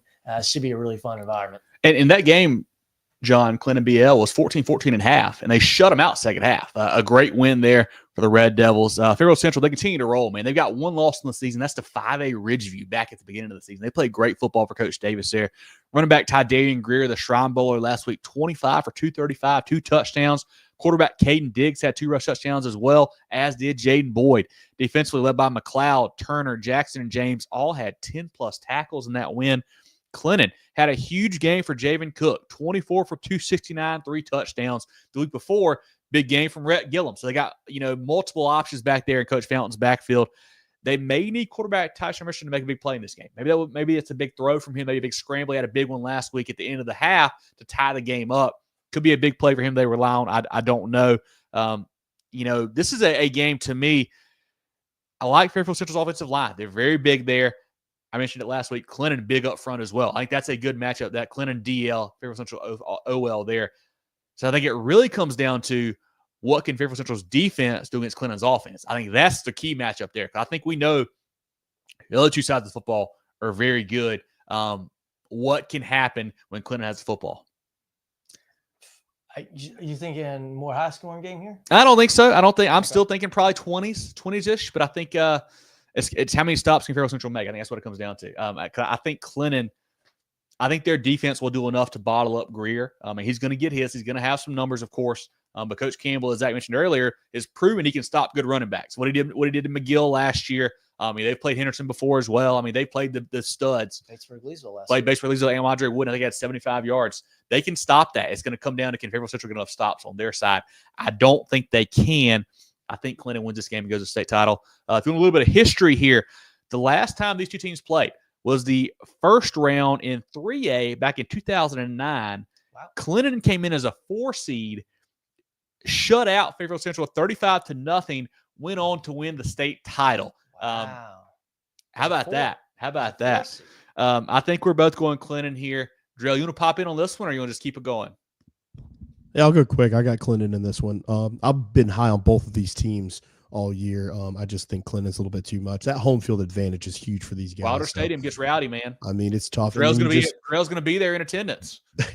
I will not be in attendance, but I would like to be. But I think the focus obviously on Tydarian Greer, just really having that singular focus. They can keep them bottled up. I think Clinton wins this by 10 or more. Yeah, big play from Richardson, I think, wins it for him. Yeah, on the lower state side of the bracket, we'll see Manning traveling to Barnwell. Boy, this is – I feel like we know a lot about Barnwell. I feel like we don't know as much about Manning. But what I love out of the Monarchs this season, we talk about their schedule, like, did they really play anybody? Who's their best win? And 2 weeks ago, they were playing Hampton County. I was been high on Hampton County all year. I thought, well, here's the game that they get exposed a little bit, and we find out how good they are. They beat Hampton County. Mm-hmm. And then last week they played a Philip Simmons team that had been playing really good football, really good defense lately. Started to play really good offense as well, beating by 2 scores. Barnwell, on the other hand, been playing great all year. They had a razor thin best game of the weekend, probably. Yeah, against Straw, 28-27. I'm taking Manning in an upset. I think the case for Manning here is I think they're that good. They just haven't gotten to prove it as much as a Barnwell team has, just because of their schedule. Not their fault. I like Manning in this game. I think it's going to be a super close game. I'm going to go Manning with the upset, though. I missed both these games last week. I was wrong about both of them. Manning, I just cannot figure him out. I have picked him to lose 2 weeks in a row now. But man, did the stars step up for them last week. John Tavius Canty, Jeffrey Caesar, Jalen Cord all had big games for Coach Kennedy. Huge win for them, a multiple score win, like you said there, John. Barnwell, they didn't play their best last week. I saw Coach Smith say that, but, in the playoffs, not going to play your best every week, and you got to win a game where you don't play your best, and that might have been the one for the Warhorses there. They won anyway. Gutsy performance from quarterback Cam Austin. Had 2 TD passes, a touchdown run. A little bit banged up in that game, but still played his best out there. Jordan Peoples stepped up in the backfield, the big game for him. Robinson and Peoples out wide. He to step up for them defensively. DeVoe had the big pick 6, the questionable call there. We've seen it go on social media. I don't know what happened, but DeVoe picked 6. He went to the house with that. I think that was the game. If you're Barnwell, that was the game where you play bad and win. I think that's the one that you have to win a state title. I think they've already got theirs out of the way. I think the Warhorses at home, at Carter Stadium, McWare Field there. I think Coach Smith's bunch, led by Cam Austin, get to that Orangeburg game, state title next week. I think Barnwell wins. I would not be surprised at all. That's why I'm emphasizing upset. Jerel, what do you like here in this 2A, man? Any comments from the chat as well? But yeah, we got some comments. This is good history, and then 2A with these teams matching up on both sides of the bracket. With Clinton and Fairfield Central, and then Manning and Barnwell here. We just got a comment from Wesley, said this would be if Manning were to advance and Clinton were to advance, be a rematch of the 85 state title game. So that's also cool if both those teams advance, it'd be 2 3A teams who came down to 2A this year playing for the state title as well. Yeah, most definitely. This one I like. Barnwell, I've been high on them all year. I'm going to keep riding that hot hand. And the same thing with Manning. I keep picking against them all year, so their fans will probably be pissed if I pick them to win. They're going to be this year's Westside for me, so I'm going to pick against them every week, and they're going to win every week. So just give me Barnwell on this one. I think they're a little bit better. Perfect. Any other chat comments on 2A? Yep, got a few here.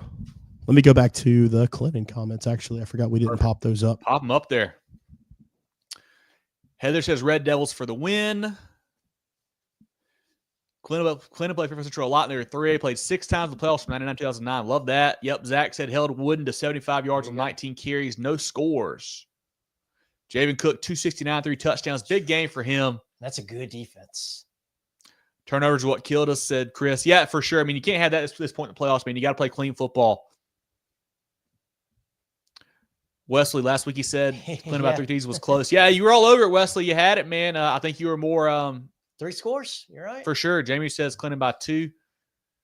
2 touchdowns. Zach's one of the road all 5 games in 2009. Beat 4 number 1 seed and a 2 seed. Man, that's a heck of a run there, man. The Road Warriors there, that team was. Nathan said he said Clinton all year, not changing now. Manning over Barnwell, low scoring affair, says Justin. That's the last one here. Tyler says Manning's very physical. I think Barnwell has weapons on offense. Yeah, and I think quarterback play. I trust Austin to. I think he makes the right plays. I think they win this football game. Let's go down to 1A, guys. Down to 1A. We already talked about the upper state 1A matchup, John. Now the lower state game. Yeah, that lower state game will be at Cross, and they will be hosting the Lakeview Wild Gators. Man, we talk about we don't really talk about Cross enough, I feel like. And Big Cross. Reoccurring theme, it seems like. We talk about them in the playoffs. Yeah. They are always here. Here they are again. Very impressive winning against a really hot. I might hit. I don't think this game was on our pick 'em, but I think I was leaning Hannah Pamplico last week because they were such a hot team. Yeah. Cross smothered them, won a rock fight 12-7 last week. But Lakeview, tell you what, one of our teams of the week, they knock up Big Bad Bamberg 42-32. Didn't see a shootout coming in that game last week, but we had it. Lakeview won by 10. I think if Lakeview can do that again this Friday, I think they win by 2 scores again. Now, can they do that 2 weeks in a row? Because that's a heck of a feat to do. That's an impressive outing. And I don't think they score 42 points against Cross. I think that defense is too good for that. But I like the Wild Gators. It would be cool to see Lakeview back in the state championship. Just an extremely good program, good athletic program all around, good baseball program too. Feel like we hadn't seen them in the Weekend of Champions in a very long time. I think this year This is the year we see it. Yeah, I think maybe 2020 they may have played for it. I can't remember exactly. I was thinking longer ago. Not sure. But yeah, Lakeview got the offense rolling this week. Actually had 2 touchdown passes, which is unusual for them. Casey Herlong had 2 of those. Also had a big run as well. You mentioned a great running back matchup earlier on, John, with McGill and Henderson. Got a great one here too. Tyrell Foxworth at Lakeview went 41 for 210, 3 touchdowns last week. On the cross side, Carmelo Jones 19 for 148 and a touchdown. Has 1793 on the season with 30 touchdowns rushing. Man, just getting it done there for Coach Wright. Cross, you mentioned the 12-7 win. They've allowed 7 points total over the last 5 games. They had riding a 4-game shutout streak until that game last week. Quarterback Tyler Harris, receiver Caden Ramsey's a monster. Defense led by Jones, Grant, Polite, and Wigfall. That same HP team that gave Cross all they wanted last week, Lakeview beat them 30-7 early on in the season, John. Lakeview's good. They're really good. Another key here for me, and I don't know if it matters or not. I mentioned Foxworth, the big game. He's playing with a broken hand. Maybe you take a bad hit, you get a fumble. I don't know. That could be a game changer in a game like this. But really, I think a big key here, special teams. It's been an issue for Cross the last couple of years. It's a big issue in their loss to Bamberg last year in the playoffs. Lakeview's going to be well coached, well disciplined. They're going to play well in all 3 phases. Can Cross make sure they clean up things as well? Tough place to go down to. Long ride there for the Wild Gators. I think Coach King's bunch goes on the road, gets a win. I like what they're doing on offense right now. Yeah. Put out 42 on Bamberg. That is noteworthy. Yes. Jerel, who do you like in that one? What's the chat saying about 1A in that matchup? Man, this is a fun one because it's 2 of my favorite players. I mean, you mentioned Foxworth and Jones in this one. I'm going to go with Cross in this game. I think that Lakeview's a little bit better. I think Cross gets the home field advantage here. They've been knocking on the door here. I mean, and it seems like throughout these playoffs, they've been able to exercise a few demons. I think they're going to advance to Orangeburg. I think Lakeview's a little bit better, but I think Cross is actually going to win this football game. Big Cross. Put some comments in the chat up here if we got any, Jerel. Big Lakeview Cummins says, so we got Big Cross, Big Lakeview. I love it, Justin. Barnwell for the win, says Antonio. She had a great ball game there. Justin's calling for a big game from Foxworth on the ground. They'll need it. A-Dub, so which game we're going to? I think we're going to split up. I know we were talking about, John was talking about possibly that MVP game. I'm thinking maybe Westside, but we will make a decision probably tomorrow and get that post out there for sure and get that squared away. But may split up for this big weekend because, you can't go wrong. You can't go wrong across the state. So another week where I really need to figure out how to clone ourselves because I'd really like to be in Rock Hill for that Northwestern Gaffney game too. Yeah. Any other comments, Jerel, before we set us shout out some friends of the program? That's it for this one. At HTC, we're here to keep you connected. Here to provide reliable fiber optic internet with free, fast, and secure HTC Smart Wi-Fi. HTC, here to connect. Facing unexpected expenses and need a quick play? A personal loan from Founders Federal Credit Union can help you cover costs and get back in the game. With competitive rates and flexible terms, a personal loan from Founders is the winning play. Whether it's for a big purchase or an emergency, we've got you covered. Visit foundersfcu.com/personal to get started. Terms and conditions apply. Membership qualification required.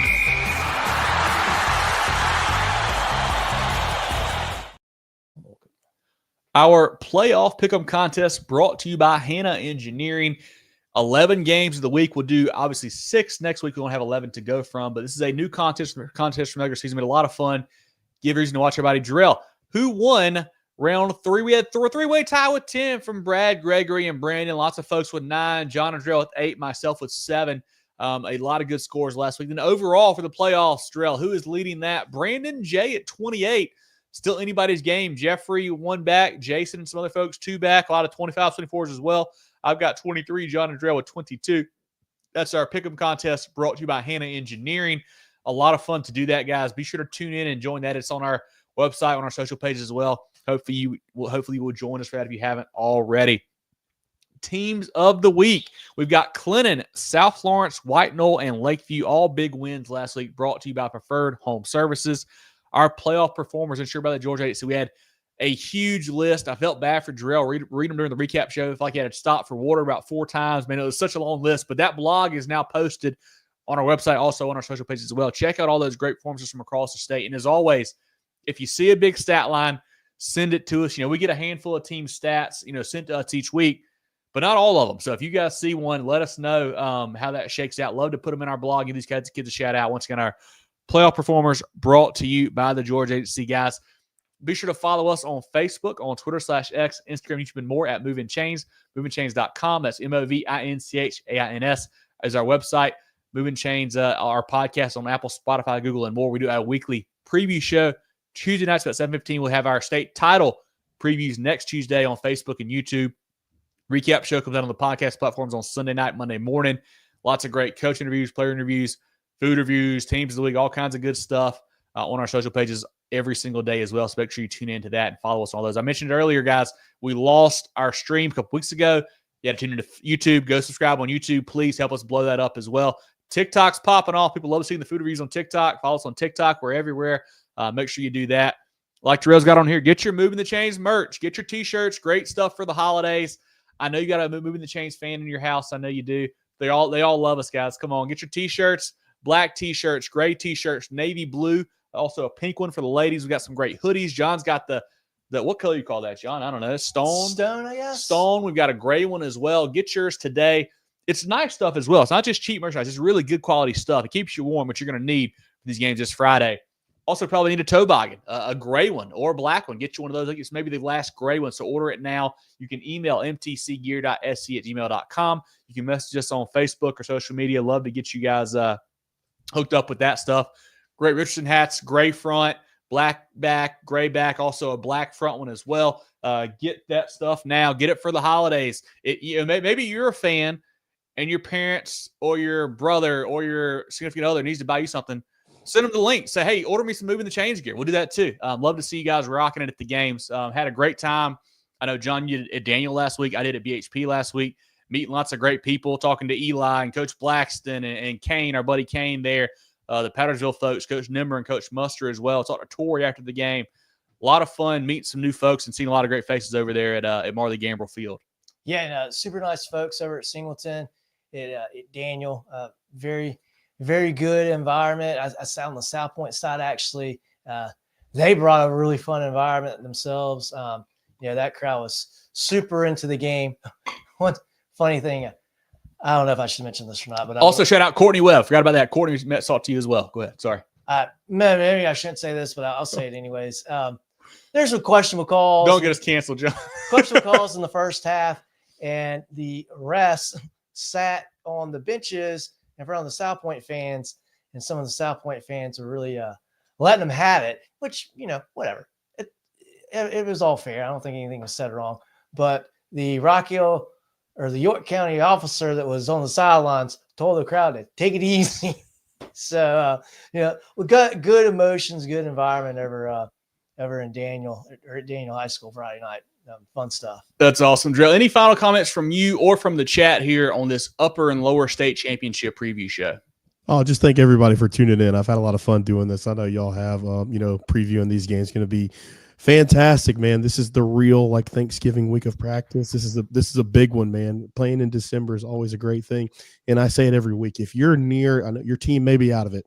My team didn't even make the playoffs. So your team may be out of it. If it's somebody that's nearby, go catch a game. It's the last opportunity for a lot of these teams to get gates so that they can continue to, build their brands and things like that. So go support South Carolina high school football. Again, run up all the socials. I know we're close to hitting some milestones, like 5,000 followers on Facebook, close to 4,000 on Instagram and TikTok. So, if you're not following us, tell a friend to do so. The more people we reach, the more that we can spread the message about high school football in this state, and hopefully, get these kids some offers or do whatever we can do to build these programs and shine a light on some great high school football. Great point there, Jerel. Tomorrow, shout out to all these kids who are signing on early signing day too. Got a lot of them across the state. Hats off to those guys. Congrats. Appreciate you guys. If you tag us and stuff, we'll make sure we post it and tag you and like it as well. So make sure you do that. But hats off to those kids. Any final thoughts from you, John? Anything else, Jerel, in the chat need to go to? Or are we good to go to wrap here on the show? Yeah, I'm looking forward to this week. Looking forward to better concessions. Daniel concessions were not good. Not good at all. So hopefully we have better luck. Probably gonna be at Hillcrest Friday night. We'll see. Oh, good. Yeah. Oh, man. Moving the Chains is always brought to you by Founders Federal Credit Union. For Jerel, Hendricks, and John Epps, I'm Kevin Thomas. This has been our upper and lower state championship preview show for South Carolina High School football playoffs. Round 4, if you want to call it that, whatever you want to say. But, man, looking forward to a great week of football. Appreciate you guys, and we'll talk to you guys next week. Get ready for the ultimate South Carolina high school football experience with Movin The Chains. From previews to recaps, we've got you covered. Dive into our expert preview shows, predicting winners and sharing insights. Then join us post-game for the thrilling recaps, exclusive interviews, and highlights you won't find anywhere else. Plus, connect with fellow fans on our Friday night spaces on Twitter/X. No one covers South Carolina high school football like us. Join us at Movin Chains on all social media platforms and visit movinchains.com today.